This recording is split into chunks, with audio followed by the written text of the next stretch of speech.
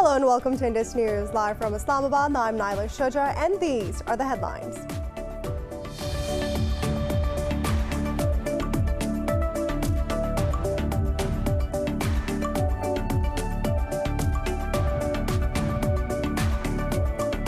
The United States has registered a record 225,000 COVID-19 cases overnight, with the infections tally crossing 14.3 million.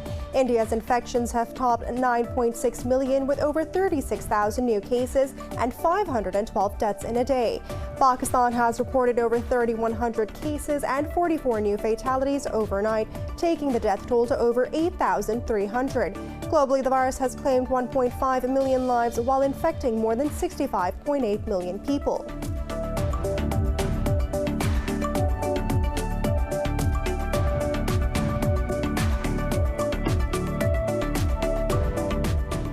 Afghan President Ashraf Ghani has urged the Taliban to show their political will for peace and hold ceasefire. He was speaking at the first meeting of the High Council for National Reconciliation. Referring to the release of Taliban prisoners, Ghani said tough decisions had been made for peace and more tough decisions would be made.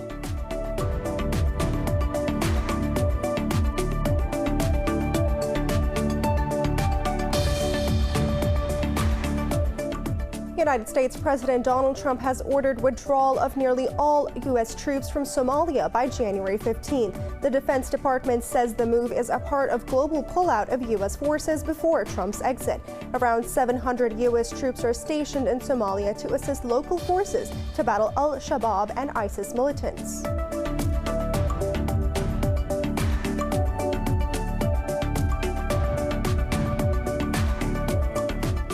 Voting is underway in Kuwait's parliamentary elections. More than 300 candidates, including 29 women, are contesting for the country's 50-seat legislative assembly. The elections come as the Gulf state faces its worst economic crisis in decades, coupled with the pandemic's devastation.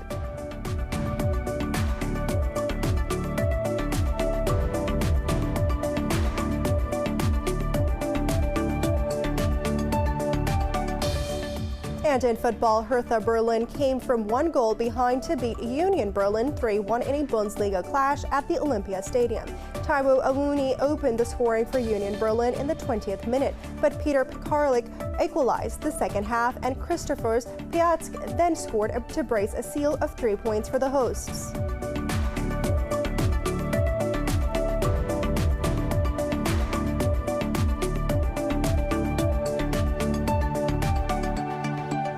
For news in detail, stay tuned. We'll be right back after a short break.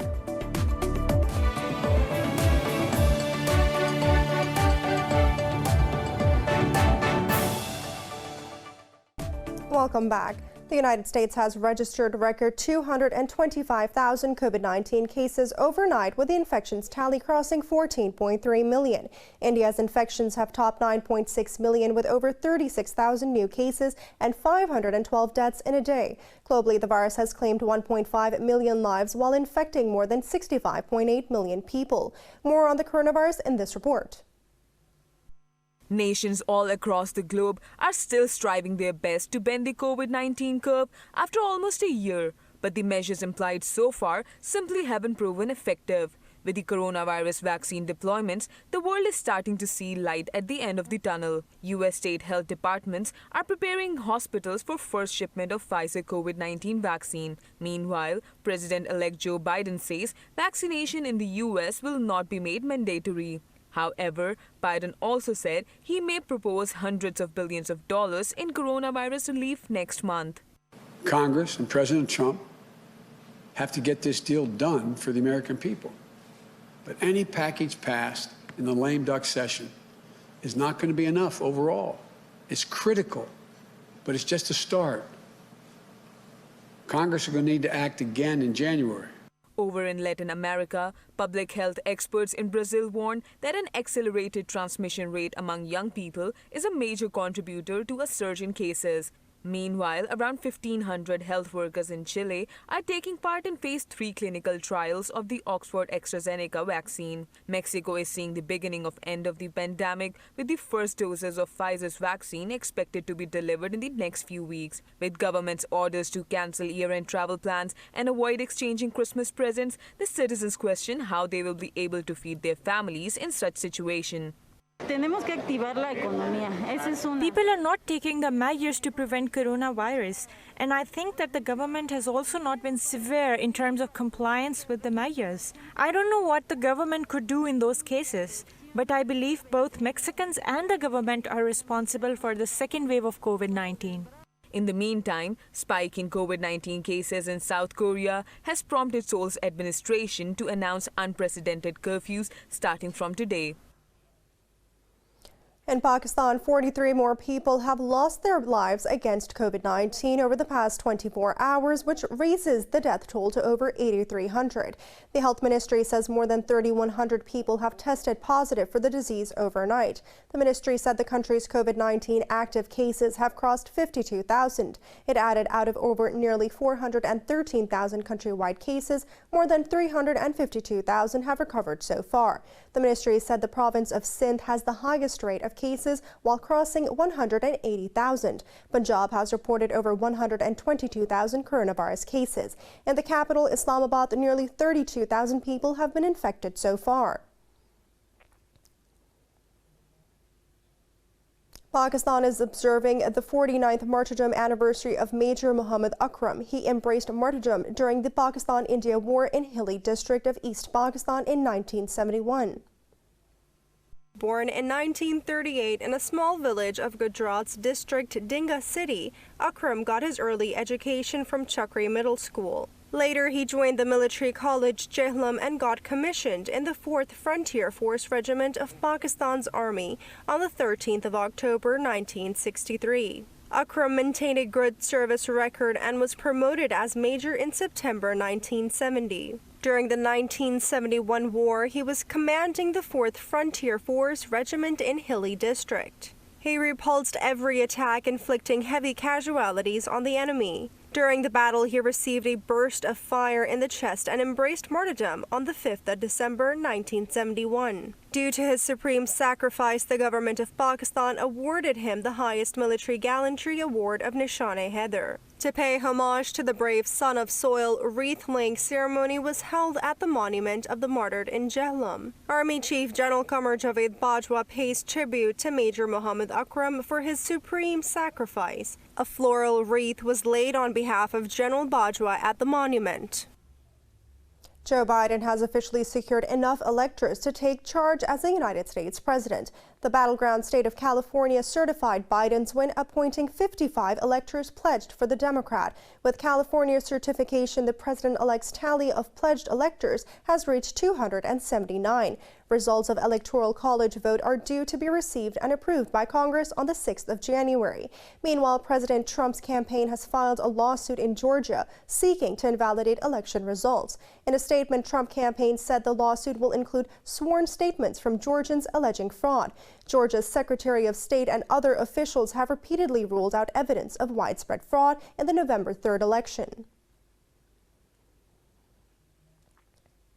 United States President Donald Trump has ordered withdrawal of nearly all United States troops from Somalia by the 15th of January. The Defense Department says the move is a part of global pullout of U.S. forces before Trump's exit.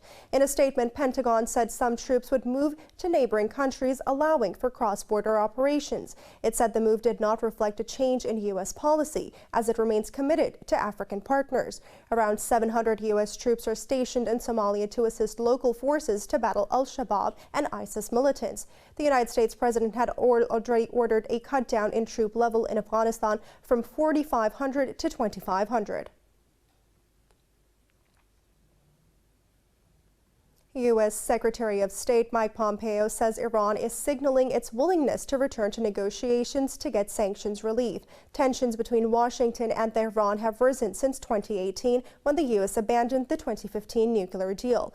In a virtual address, Pompeo backed Washington's maximum pressure campaign and said the world must not go easy on Tehran. But President-elect Joe Biden has said he will return to the U.S.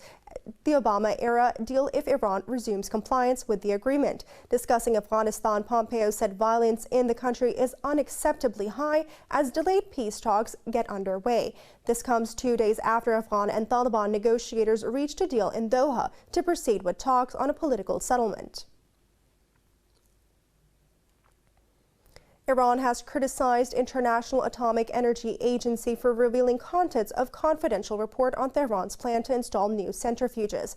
In a tweet, Iran's envoy in Vienna said the international watchdog is responsible for protecting countries' confidential safeguards information. Kazim Garibaldi said that in the report appeared in media even before the IAEA Board of Governor members could track it down. He said the watchdog should revise its confidentiality mechanisms, including using GovAtom as its safe means for communication. Meanwhile, Russia has also criticized the leaking of the report. Iran's 2015 nuclear deal allows Tehran to only use first-generation IR-1 centrifuges.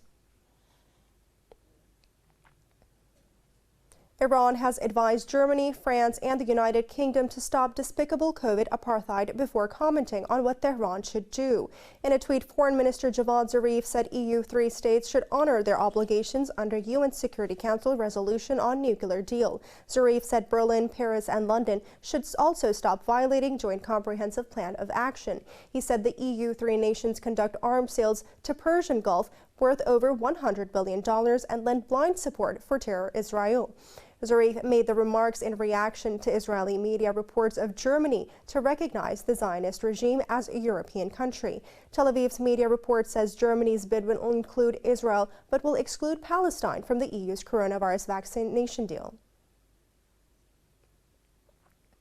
Saudi Arabia's Foreign Minister Prince Faisal bin Farhan Al Saud said a resolution to a dispute with Qatar is within reach. This comes after Kuwait's recent progress towards ending a row among the Gulf states.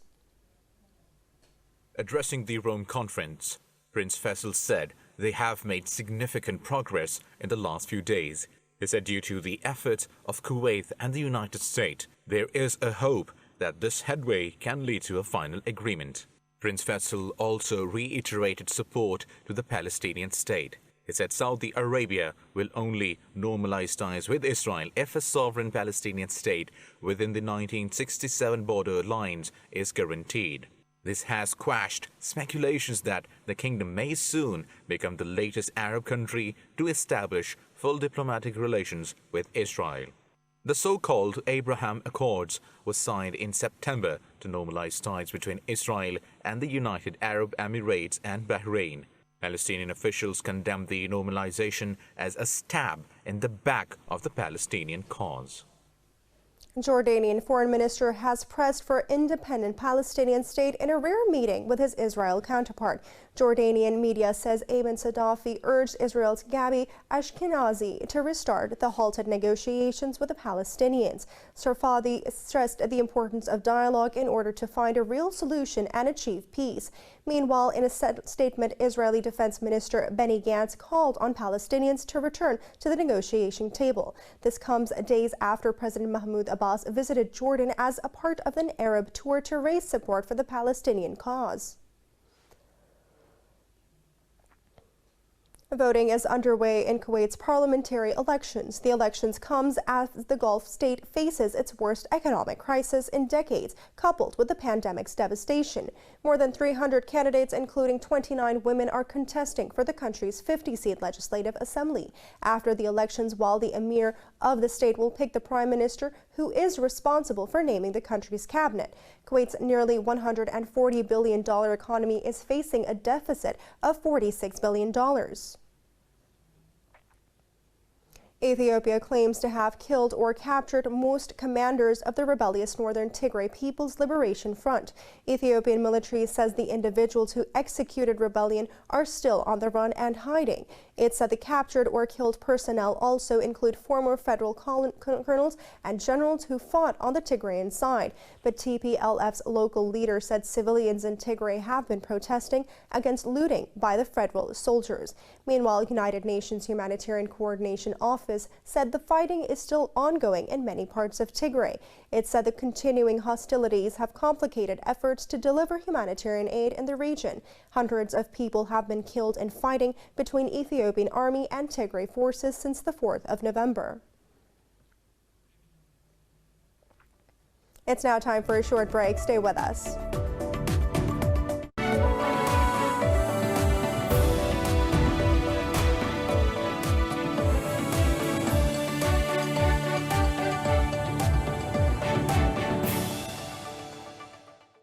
Welcome back. China has asked the United States to stop politicizing educational exchange programs. Foreign Ministry spokesman Zhao Lijian was responding to Washington's termination of 5 cultural exchange programs with Beijing. Zhao Lijian urged Washington to promote mutual trust and cooperation between the two countries. He criticized United States State Department accusation of calling the programs soft power propaganda tools. Earlier, the U.S. imposed visa sanctions on the officials of Chinese Communist Party and its United Front Work Department. In a statement, U.S. Secretary of State Mike Pompeo blamed the Communist Party for spreading propaganda. Tensions between Beijing and Washington have soared this year over trade, COVID-19, and Hong Kong.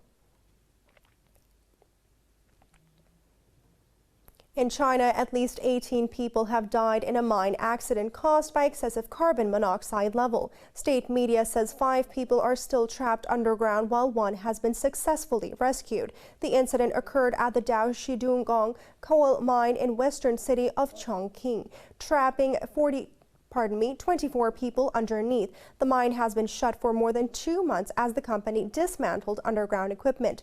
Daoshidunggong is a high-gas mine with annual production capacity of 120,000 tons of coal.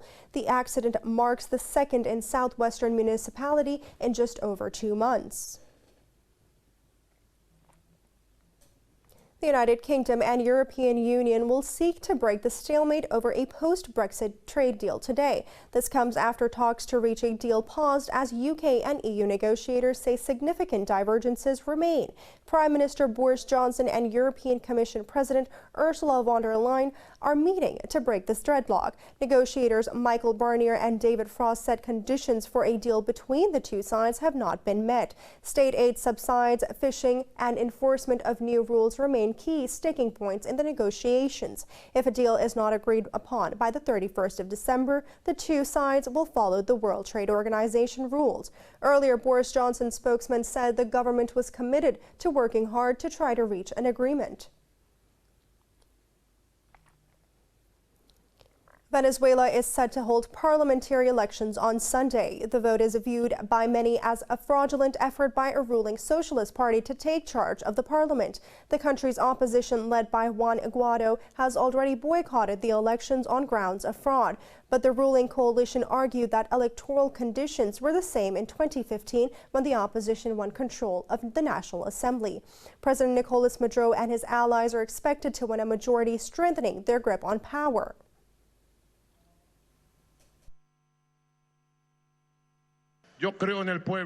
I believe in the people.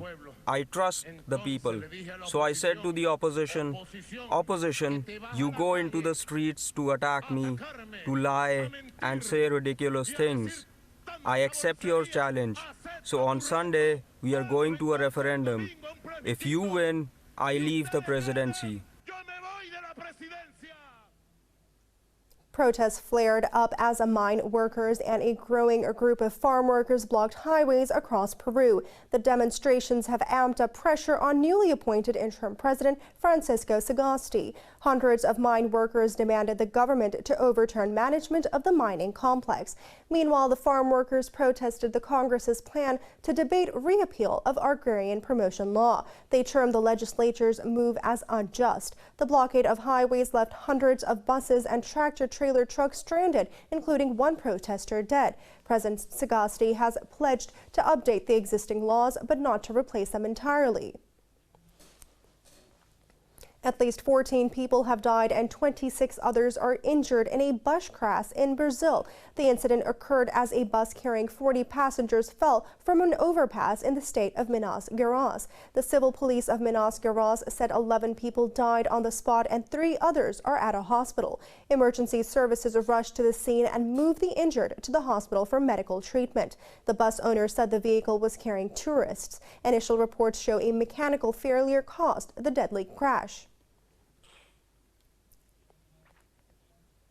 The United States has reported a rise of 2.8% in sales of military equipment to other countries. The State Department says weapons export amounted to $175 billion in 2020 fiscal year, compared to $170 billion last year. It said direct sales by U.S. companies rose by 8.4% to $124.3 billion in 2020 from $114.7 billion in 2019, but sales brokered by the United States government fell 8.3% to $50.78 billion from $55.39 billion last year.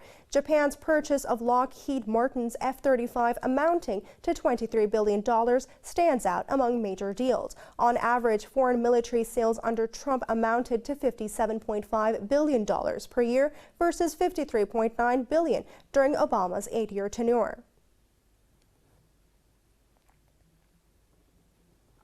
In the United States, strong winds combined with low humidity threaten to stoke wildfire in the Southern California Canyon.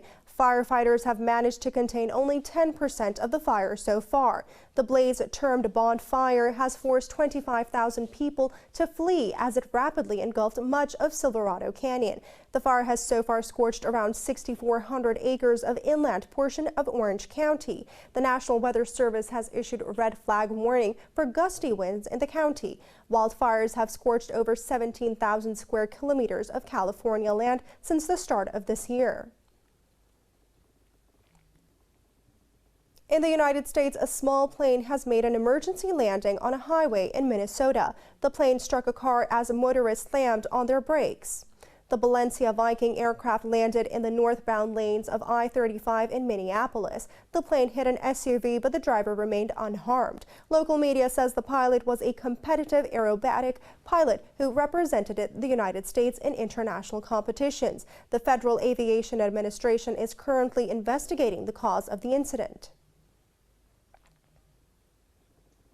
The United States government has carried out the safe implosion of a 1,000-foot-high stack in Stevenson, Alabama. The explosion is a part of the ongoing Widows Creek Fossil Plant Demolition Project. The United States government Tennessee Valley Authority proceeded that the concrete and steel that formed the stack. It said that this will allow to reuse concrete and recycle the steel.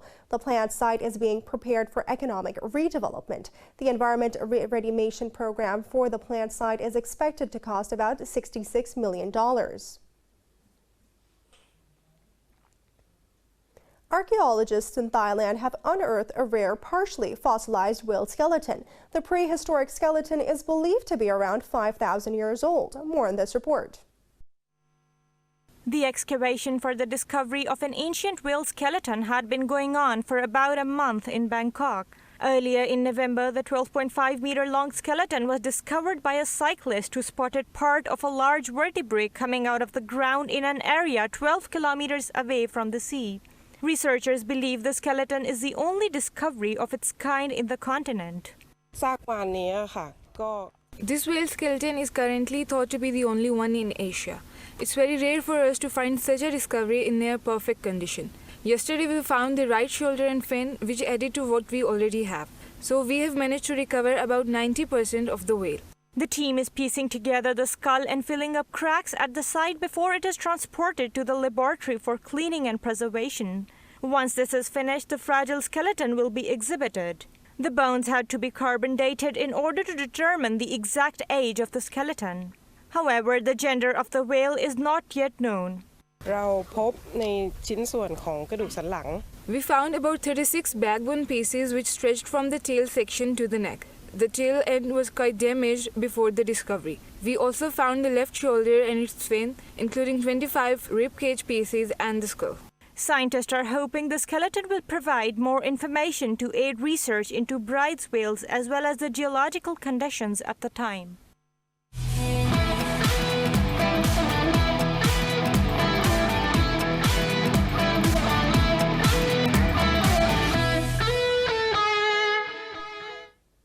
In football, Hertha Berlin came from 1 goal behind to beat Union Berlin 3-1 in a Bundesliga clash at the Olympia Stadium. With this win, Hertha have jumped to the 11th spot in the Bundesliga table, while Union Berlin are at 6th. Tiwau Anyuni opened the scoring for Union Berlin in the 20th minute, but Peter Pekarik equalized in the second half, and Christoph Piatkik then scored a brace to seal 3 points for the hosts. Leaders Bayern Munich will host second-placed RB Leipzig today. In motorsports Formula One race, Mercedes' George Russell completes a clean sweep 2 practice sessions at the Sakir Grand Prix. Russell is Lewis Hamilton's late stand-in after he tested positive for COVID-19. Russell beat Red Bull's Max Verstappen by a fraction of a second, while teammate Valtteri Bottas finished 11th. Bottas set the fastest lap of the session, but had the time deleted for exceeding track limits. Racing Point's Sergio Perez was a third ahead of Renault's Esteban Ocon. Hamilton is leading the driver standings 131 points ahead of teammate Bottas. Russian aerial athletes ran away with the opener of the FIS Freestyle Ski World Cup in Finland. The Russians easily claimed the men's category while also taking third in the women's competition. Maxim Borlov beat out Russian compatriot Pavel Krotov and older brother Ila Borlov to top the podium, while Australia's Laura Peel beat Emma Weiss of Germany and Russia's Anastasia Prykova to claim the opener. The delayed season was short on spectators due to COVID-19 restrictions, but it didn't limit the skill and acrobats.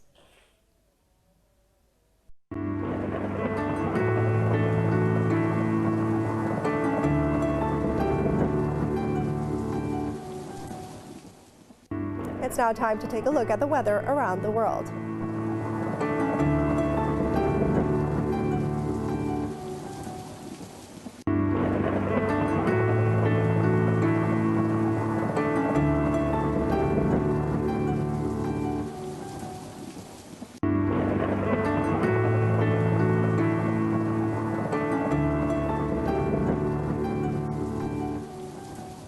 For the latest news updates, you can follow us on our social media at Indus.News.